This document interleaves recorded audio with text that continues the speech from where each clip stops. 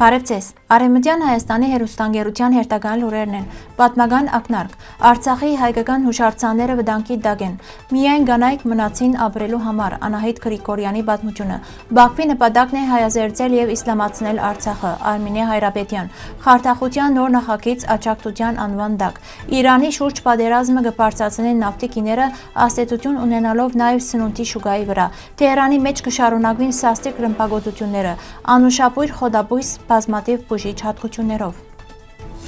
Պատմությունը կգրտնվի մեկ տարի հետ, ինչպես 1920-1921 թվականներուն Ֆրանսան փուրը տվավ Գիլիկիո հայրուն, նվիրելով գիլիկյան թուրքերուն եւ հայատապելով զայն։ 1914 թվականի օգոստոսին սկսավ առաջին համաշխարհային պատերազմը։ 1916 թվականին կնքվեցավ Սայքս-Պիկոյի համաձայնագիրը Օսմանյան կայսրությունը մասնատելու համար, Լիբանանը, Սուրիան, Հյուսիսային Իրաքը եւ հարավարևելյան Թուրքիան հաշվելով Ֆրանսիայի հետաքրքրության կոդի։ Նույն տարին կնքվեցավ նաեւ ֆրանսա-հայկական համաձայնագիրը, որուն հիմքով կազմավորվեցավ հայկական լեգիոնը, հայերեն փակացած ֆրանսական զորամաս, որը մասնակցեցավ Օսմանյան կայսրության դեմ ռազմական գործողություններուն Սուրիա-Պաղեստինյան եւ Գիլիկյան ռազմաճակատերուն վրա Ֆրանսիայի կովաստով Գիլիկիո հայրուն ինքնավարություն տալու պայմանով։ 1918 թվականի Մուտրոսի զինատատարեն Ամիչաբեսի հետ ֆրանսական ուժերը ներխուժեցին Կոստանդնուպոլիս։ Նոյեմբեր 12-ին հասան քաղաք, 17-ին Մերսին, 19-ին գրավեցին Դարսոնը եւ հաստատեցին հրամանատարությունը Ադանայի մեջ։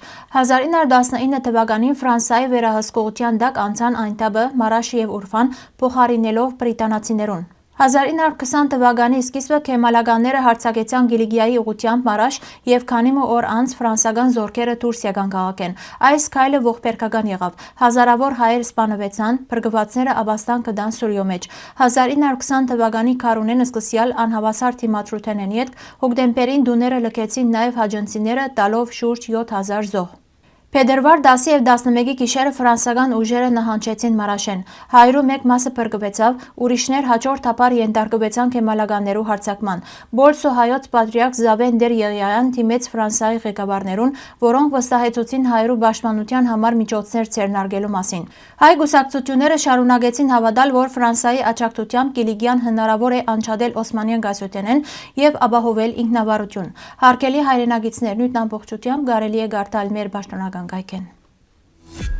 ԱՄՆ-ի միջազգային կրոնական ազատության հանձնաժողովի այս տարվան զեկույցին մեջ անդրադարձ կատարված է նաև Բաքվի մեջ կրոնական ազատություններու վիճակին։ Զեկույցի հեղինակները Բաքուն ներառած են հատուկ դիտարկման ցանկին մեջ, մատնանշելով շարք մտահոգիչ հանգամանքներ։ Փաստաթուղթին մեջ կնշվի, որ Արցախի եւ հարագից տարածքներուն մեջ գտնվող հայկական պատմական եւ կրոնական հուշարձանները կշարունակեն վտանգված մնալ 2020 եւ 2023 թվականներու իրադարձություններեն յետք։ Արփանյակային պատկերներու տվյալներուն համաձայն առնվազն 8 կրոնական կառույց ամբողջությամբ ավերված է, իսկ եւս 10-ը վնասված։ Անահիտ Գրիգորյան ծնած է Արցախի Ասկերանի շրջանի Սարուշեն գյուղը։ Ստեփանագերդի մեջ մանկավարժական կրթությունը ստանալեն յետք վերադարձած է հայրենի գյուղ եւ ամուսնացած է սիրելի կենատեին հետ։ Երիտասարդներու բոլոր երազանքները կապված էին իրենց գյուղին եւ հայրենի հողին հետ։ Սակայն 2020 թվականի պատերազմը փոխեց անոնց կյանքը։ Հագարակ դժվարություններուն Անահիտն ու կենատին մնացին Սարուշենի մեջ մինչեւ ողբերգական 2023 թվականը։ 26-ամյա Անահիտ Գրիգորյան կպատմե փրկության միակ ճանապարհին, ընտանիքի ծանր գորուսներուն եւ այն ուժին մասին զոր ունին իրենց ընտանիքի կանայք, որոնց պատերազմը մինակ ցկած է։ Անոր խոսքով պատերազմի հետևանքով իրենց ընտանիքին մեջ միայն կանայք մնացած են շարունակելու կյանքը։ Արցախի պատմական միջավայրի պահպանության պետական ծառայություն գազམ་ագերբության նախկին տնօրեն Արմինե Հայրապետյանի խոսքով Բաքվի վարչակարգը ոչ միայն կոչնչացնե Արցախի հայկական պատմամշակութային ժառանգությունը, այլև գիրականացնե պատմության բռնայուրացում։ Ան նշած է, որ Արցախի տարածքին կշարունակվին հայկական եկեղեցիներու եւ բնակավայրերու ավերածությունները, կփոխվին դեղանունները, իսկ հայկական մշակութային արժեքները կներկայացին որպես ադրբեջանական կամ աղվանական։ Հայրապետյանի խոսքով Բաքուն նաև նոր մզգիթներ կկառուցի այն բնակավայրերուն մեջ, ուր պատմականորեն երբեք մզգիթներ չեն եղած, փորձելով փոխել շրջանի մշակութային եւ պատմական պատկերը։ Անոր քննահատմամբ միջազգային հանրության եւ Հայաստանի իշխանություններուն լրությունը ովևէ խոչընդոտ չստեղծեր Ադրբեջանի համար շարունակելու Արցախը հայազերծելու եւ իսլամացնելու քաղաքականությունը։ Ան նաև ընդգծած է, որ այս պայմաններուն մեջ անհրաժեշտ է աշխուժացնել միջազգային իրավական պայքարը եւ ձևավորել արցախցիներու շահերը ներկայացնող միասնական մարմին։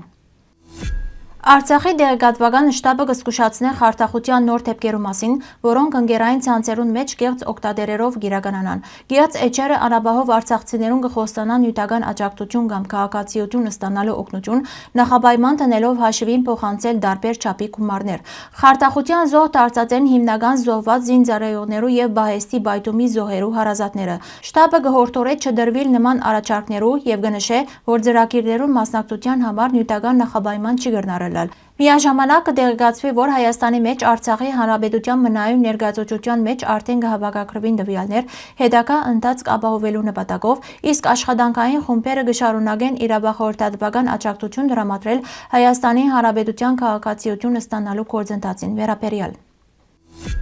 Իրանի շուրջը սկսած պատերազմին հետևանքով նավթի գիները կտրուկ աճացեն առաջին անգամ 2022 թվականին ի վեր, գերազանցելով $100 մեկ բարելի դիմաց։ Մասնակիցները կզգուշացնեն, որ սա կրնա բարձրացնել նաև սննդամթերքի գիները։ Բարսի ծոցի նավթային մատակարարումները խաթարված են։ Հորմուզի նեղուցով 20% կանցնի, սակայն ռազմական գործողություններու պատճառով նավթադարներու շարժը սահմանափակված է։ Նավթի եւ բնական գազի թանկացումը կբարձրացնի գյուղատնտեսական արտադրության ծախսերը եւ կհասնի սննդամթերքի գիներուն վրա։ Տնտեսագետները կնշեն, որ նման իրավիճակները պատմության ընթացքին հաճախ հանգեցուցած են բարձր քննաջի եւ տնտեսական թուլացման, հատկապես այն երկիրներուն, որոնք մեծ քանակությամբ կներմուծեն հացահատիկ եւ բարարտանյութեր։